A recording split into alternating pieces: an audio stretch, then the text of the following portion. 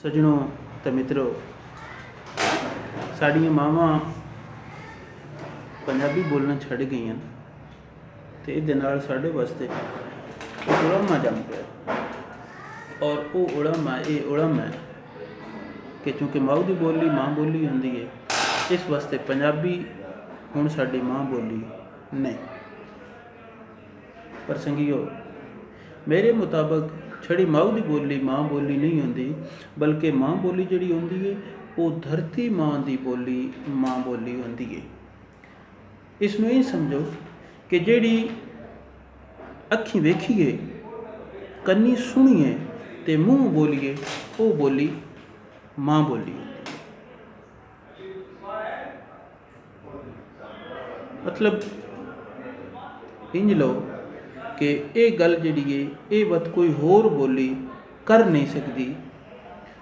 और जिहड़ियां शई बाजार आ वेंदियां, मार्केट आ वेंदियां, जिन्हां दा तबादला होंदा है, उन्हां दा तां तर्जमा हो वेंदा कुछ ना कुछ अंदाज ताईं। मतलब तुसी हिलवाणन तरबूज आखसो, खखड़िन खरबूज आखसो, पर दतूरा गनोली जवायां जिहड़ियां उस मिट्टी दियां खास जमांदरू शई होंदियां, उन्हां दा तर्जमा करना औखा हो जाता है। इस वास्ते तो बता दें कि माऊ नालों मासी चंगी नहीं होती। और मासी जेडी भी महान होवे, जेडी भी सुगड़ होवे, जिहड़ा मासी दा पढ़िया होंदा ना, उहदा तरबीयत उहदा एतमाद माऊ दे पढ़े जिहा बिल्कुल भी नहीं होंदा। और इंजे करके असीं जो कि बुले वधे हाँ ना, असीं अपने बच्चों पराइयां बोलियां सिखाने हाँ, तो जिहड़े पराइयां बोलियां बोलते हैं सानूं बड़े सियाणे चंगे ते लायक लगदे ने। और 5वीं 7वीं 8वीं 10वीं ताईं वो साडे निमाणे जिहड़े पंजाबी बोलण वाले हुंदे ने, उन्हां तो वधे रहिंदे ने,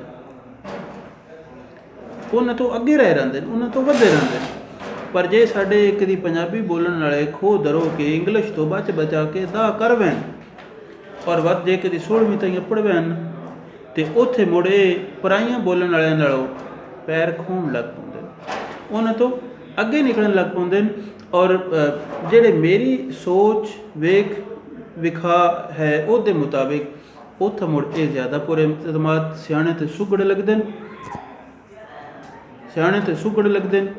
और जिहड़े पराइयां बोलण वाले हुंदे ने वो इन्हां दे अगे सोनू मोरी लगदे ने।